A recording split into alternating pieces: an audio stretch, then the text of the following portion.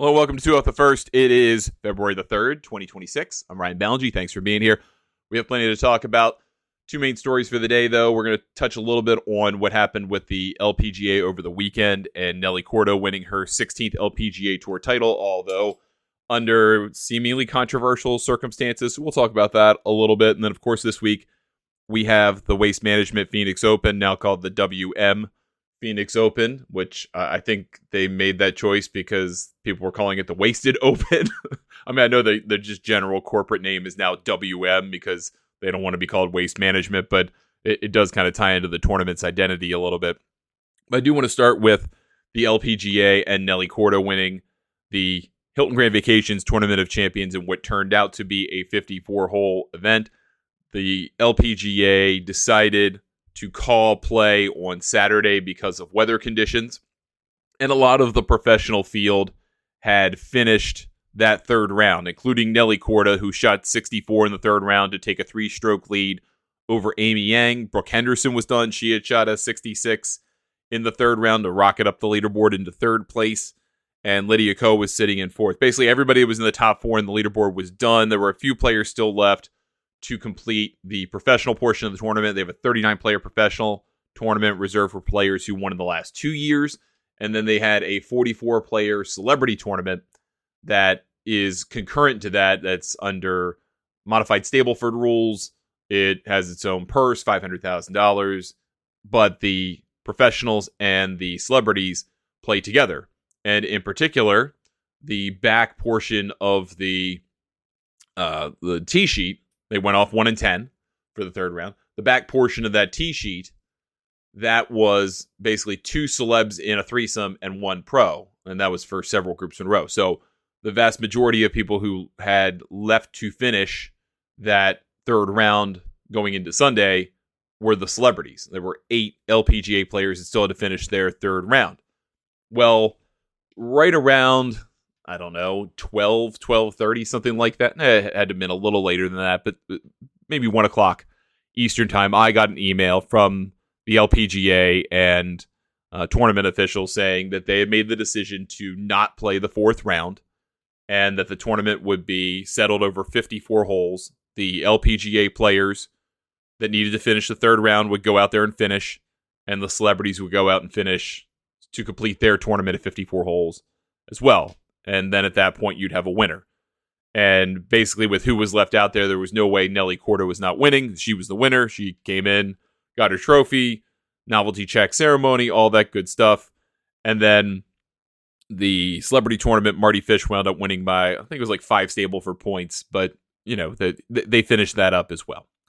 And the LPGA has taken a lot of flack for this decision. I'm not entirely certain why. I do think it's kind of become hip to crap on the LPGA, and it's just kind of a reflexive response. Now, I will admit that the statement issued and shared on social media seemed mealy-mouthed, right? They talked about competitive competition as a phrase, which that doesn't sound like great English, I understand. But basically, the LPGA was saying they didn't think the course was in good enough shape and the weather was good enough to present a fair tournament.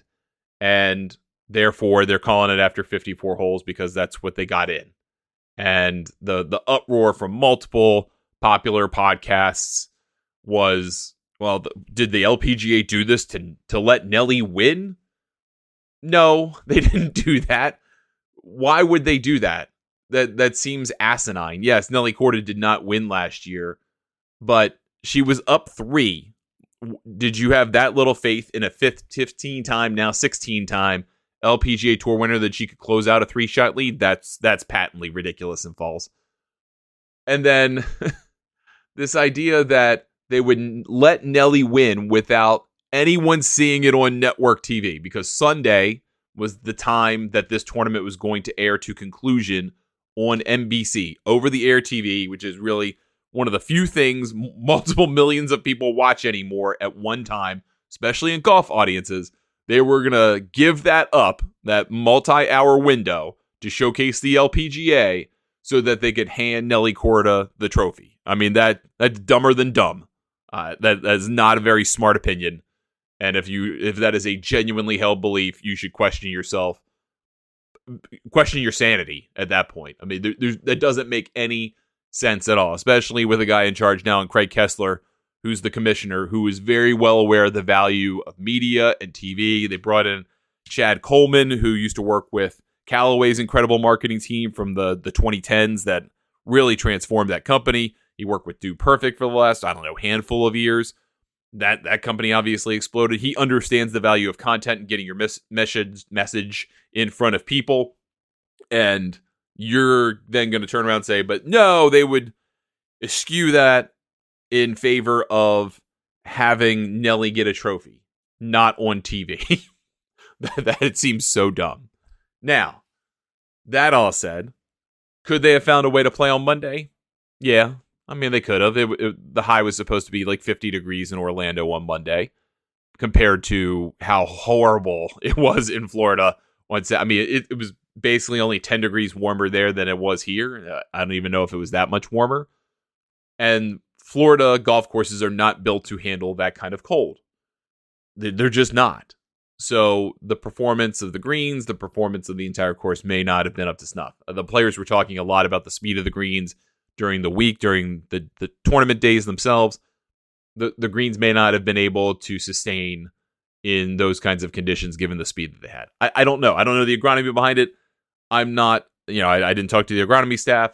I'm not a meteorologist, so I wasn't there on the ground. But it sure seems like it was really freaking cold, and the golf course may not have responded well to that. And there may have been a player component to it as well. Of, hey, why are we going out here in 35-degree weather or 40-degree weather thinking, all right, well, maybe we could play on Monday instead. Or let's just bag it and we'll be done here. And then we've got a tournament in 3 weeks. The Winter Asian Swing starts. Move on then. And that was probably the gist of it. There's no conspiracy here. There's no, the rig isn't in, the jig isn't up, all that type of stuff. All of that is patently ridiculous.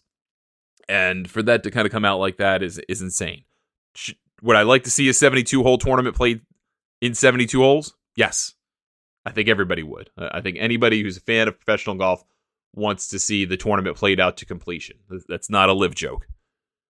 So they could have done it, but to what end? Right? What end would that have accomplished? I'm not certain. I mean, I really am not. So they got out of there, they got it done, and it's over. And now we'll have a bunch of limited field, no-cut events, just like this one, basically double in size, over the course of the back half of February and March for a few weeks, and then they'll come back and we'll kind of resume the schedule. Most people just in this country don't pay attention to overseas tournaments. They just don't. That drop-off is precipitous. So the LPGA is going to go over to Asia, market itself very well, market its Asian and ANZ stars, and the American ones, and that'll be the extent of it. And that's fine. Okay.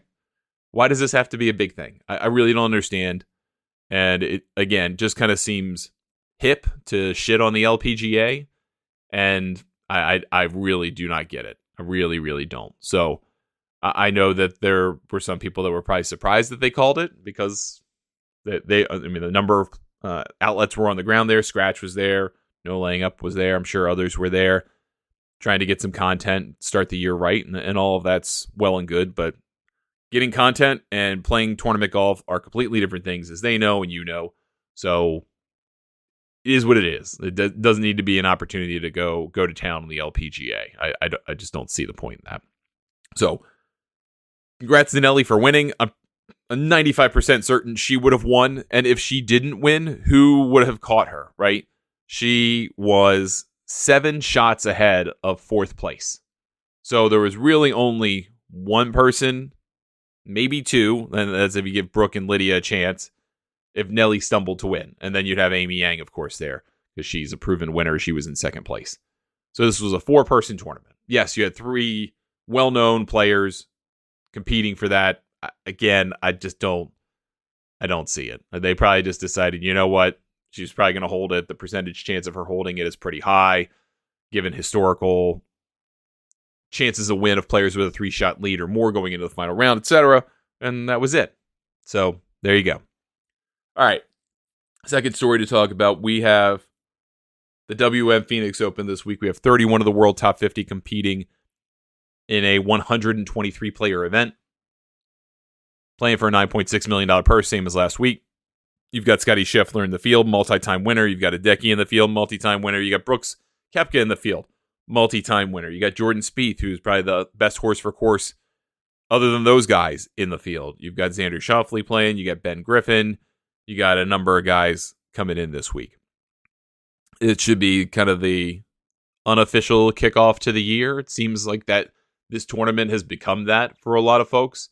It's the lead into the Super Bowl, so that's, big positive for the PGA Tour. It's kind of a good appetizer on Sunday because the pregame shows are just awful and hideous, and that this is going to be a big week for the PGA Tour.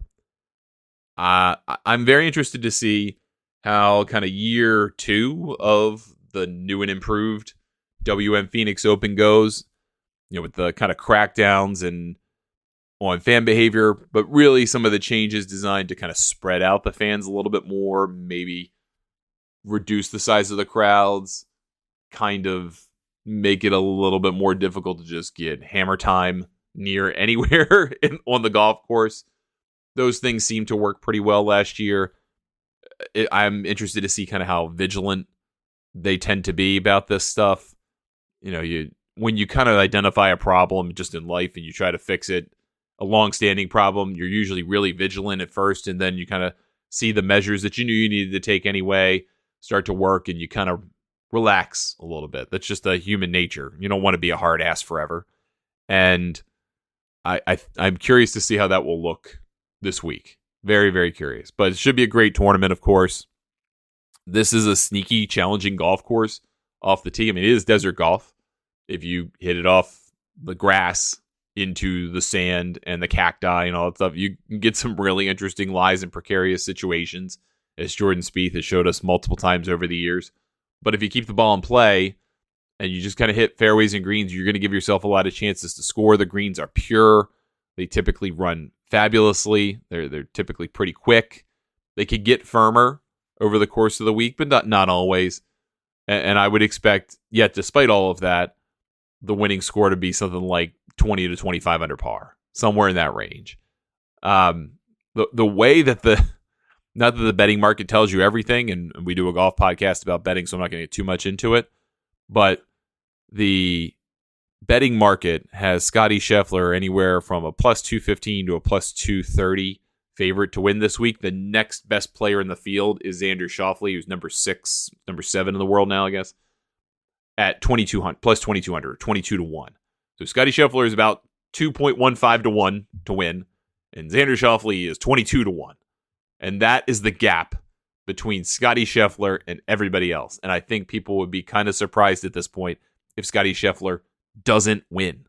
That's where we're at with him right now. And I find that incredible. I didn't think that would happen again so quickly after kind of Tiger Woods more or less exited the stage. I mean, I know he's still going to play some tournaments here and there probably over the next several years, but on the PGA Tour basically exited the stage. And then right away to fill that gap, there's Scottie Scheffler. And again, in the space of basically, this is the 4-year anniversary of a breakthrough win for him. And he's won 20 times in that span. And he's just getting started. He's getting better, which is frightening to think about, that he's somehow improving as a golfer.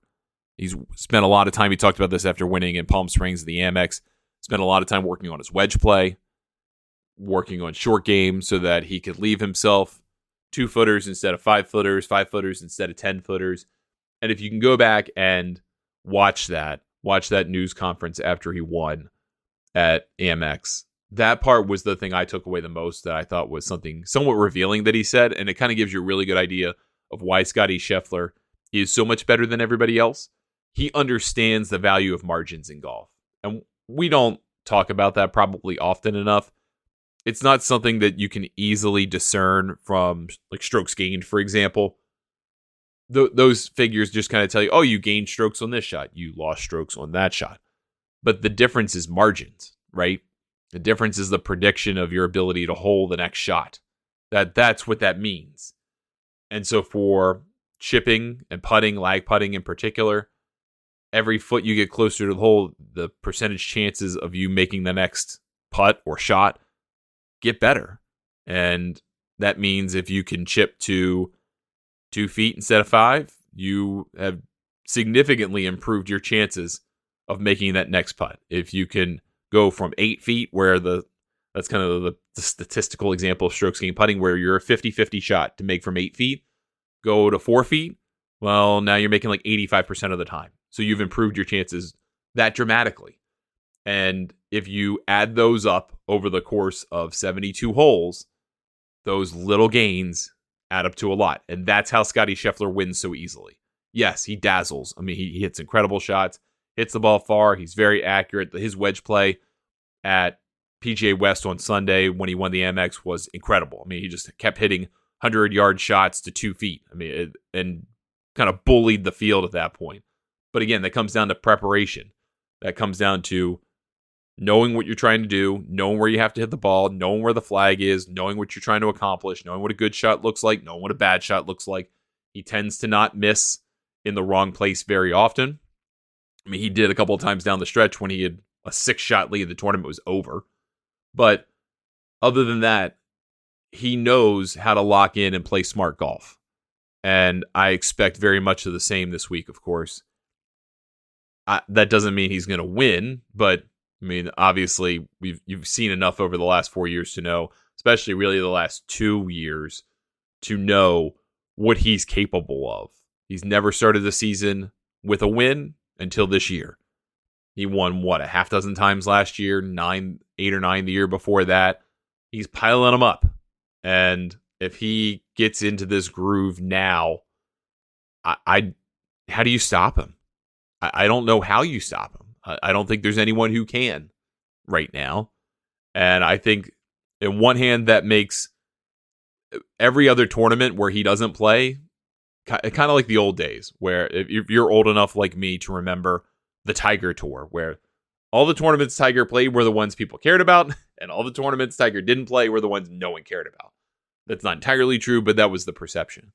We're kind of on the Scottie schedule, if you want to come up with an alliteration.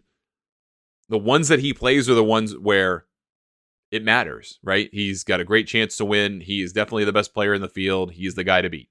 All those other tournaments are an opportunity for players to earn world ranking points, like Justin Rose did, earning a little over 60 points because he got a multi-win bonus for winning at Torrey Pines. He moved up to 3rd in the world. And yet he's still, I mean, the distance between him at 3rd and like 2,000th in the world is about the same as 1 to 3. It's crazy. But though that's his opportunity. That's your opportunity to gain. But the interesting thing is, and this is even scarier if anyone cares about the official World Golf Ranking, the way the math works. Scottie Scheffler contributes so much to the value of a tournament when he plays, because he's number 1 in the world, that he bumps up a tournament like this to something like 65, 67 points to the winner. Well, if he wins and gets all the points, then he consolidates his lead even more, and it makes it even harder to catch him. It's really interesting the way that it works. I mean, of course, that makes sense. But then the tournaments where he doesn't play and therefore doesn't lose and doesn't add a tournament, nothing affects his ranking, the divisor number of tournaments you play. None of that impacts him. So they have fewer points to the winner because he's not playing. And if you don't do well, you get an extra event on your divisor. It can affect you in double negative. It's really, really interesting. I again, just don't foresee a world where Scottie Scheffler gets caught anytime soon. But I will say, I imagine a lot of people are going to be in Phoenix are going to be pulling for Brooks Koepka. Good for him to make the cut. He did say he's fallen back in love with golf. That's a great thing to hear. I would be interested to see how a guy who won twice there basically leading into his walk away from the PGA Tour in 2022. See how he responds to the crowd, see how the crowd responds to him. This is a tournament he clearly likes. If he can do a little bit better off the tee than he did at Torrey Pines, I think he's going to find himself in really good shape. He's got more clear pathways to hit off the tee, I think, than Torrey. Torrey can play kind of tight, especially with that rough and the bunkering where it is on the South Course. So I think he's got an opportunity to do well here. He's like 55-1 to win, so obviously not seen as an imminent threat to a guy that's 2-1 to win. But you have some other players here, like I said, Hideki and Xander, and Jordan Spieth's course record is very good. Nick Taylor's won here before in very interesting fashion. You've got a number of guys here who have some good experience on this golf course that could be potential foils to Scottie Scheffler winning a 21st PGA Tour title. All right, that's going to do it for us today on the show. Thank you so much for listening. I appreciate it. We'll be back a couple days' time to talk about the start of the week.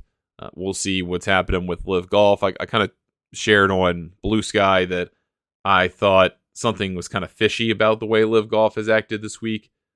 They've overhauled their technology and stuff, and now they're kind of starting to put things out a little bit. But we still don't know who's replacing Patrick Reed this week, or if anyone is. Are the 4 aces 3 aces? Is that how this works? What's going on there? Want to get some answers to that, so hopefully we'll have those by Thursday for you. Get a hold of me, Ryan at thegolfnewsnet.com. I'm on Blue Sky at ryan.thegolfnewsnet.com. I'm on everywhere else at Ryan Ballingy or Ryan Ballingy Golf. Golf News Net's on every service at Golf News Net or on Blue Sky, which don't really send out too much, but gnn.thegolfnewsnet.com. Thank you so much for listening. Really appreciate it. We will catch you next time here on 2 Off the First.